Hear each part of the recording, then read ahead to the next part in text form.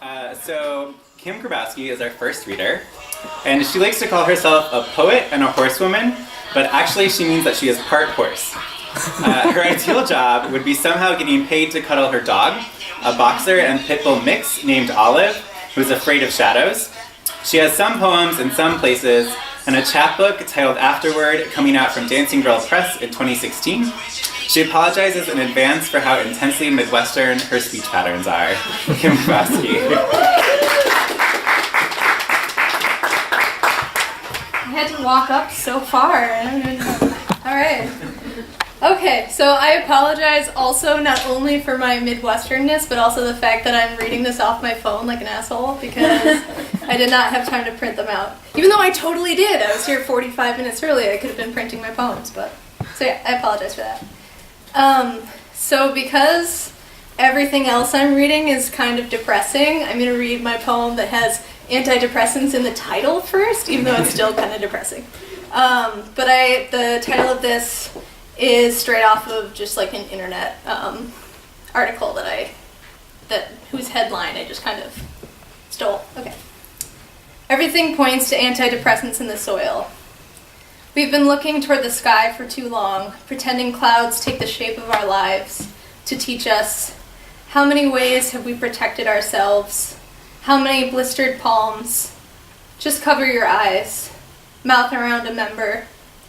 Love, how long have you spent trying to make yourself presentable? I saw a list the other day, and at the end a question, what else doesn't have gender? In what other ways does a skull signal how a human lived? I understand how time wears, but not the way it buries.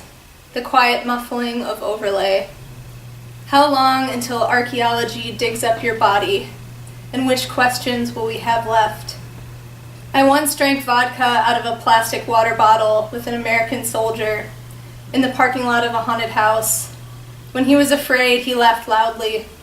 The ghosts understood him and let him be. It was not so with me. Okay. And speaking of my really crazy little dog, so the next poem was called Bone Thesis, which has like a funny story behind it, but it is also depressing because I was reading Richard Seiken when I wrote it.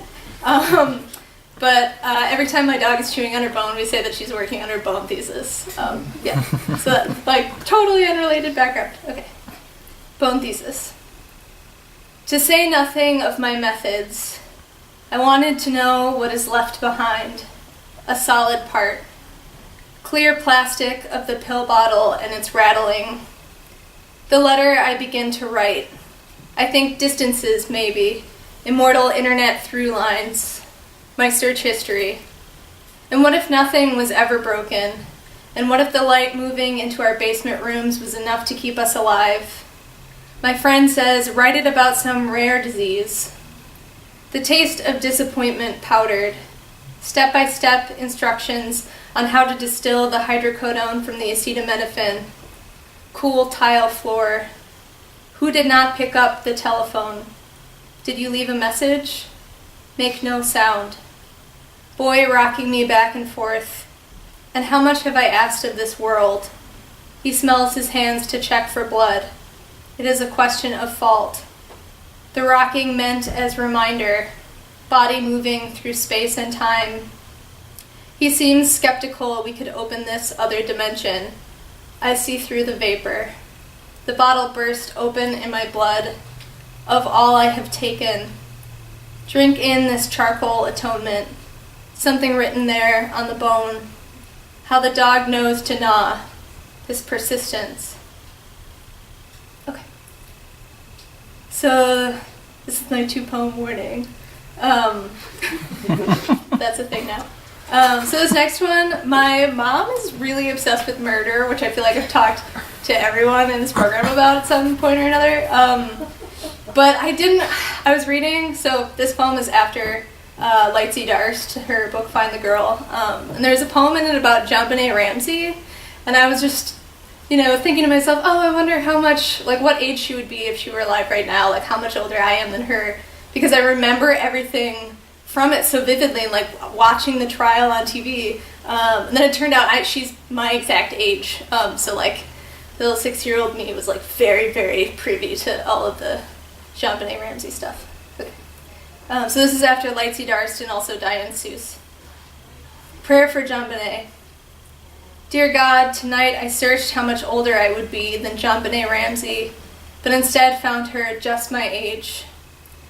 And how do you decide who among us should be beautiful? And do you think it a blessing? No, this is something you decide yourselves. Prayer that goes, begin with the pearl, God. I think, what is inside, grist for this mill?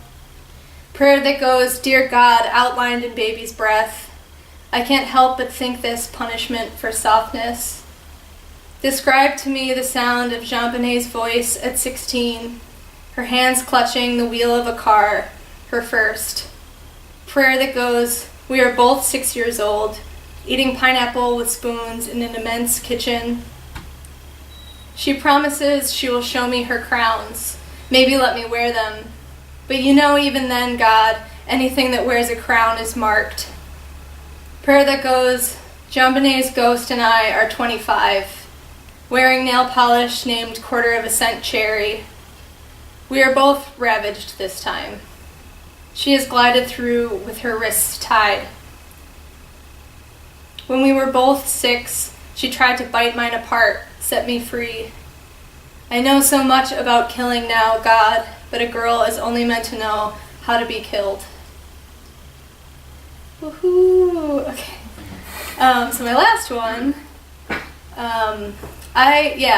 So the horsewoman thing, I'm always trying to write about horses, but it's really hard because I feel like I'm too close, so nothing is like cool and magical anymore. But I tried. This is my try, and maybe like the only one that I'll ever have. Okay. It's called Myth About Horses. Grown into part girl, part horse, from thinking about bodies so often, from fusing with the horses, said horse is an excess of body, a sight of so much body. I went to the bar with a friend who is not horse but swallow, would pick up and carry small pieces of hay from the floor to build her nest, always building nest, bursting thirsty, offered me drink after drink and I gulped it down.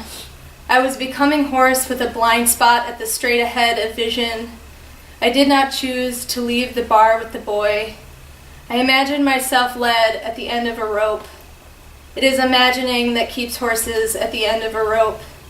Do not know we are strong, not about the size of hearts, hardness of hands. The boy made me touch him, wanted me to sleep with him, but underestimated how much of me was horse. I worried the touching. The myth about horses, we have no nerve endings in our manes. The myth about horses, we are wild and free. The boy pulled my hair, it hurt, but I did not tell him to stop. I know, don't overuse a word. My bones were thick, I had never had soundness issues.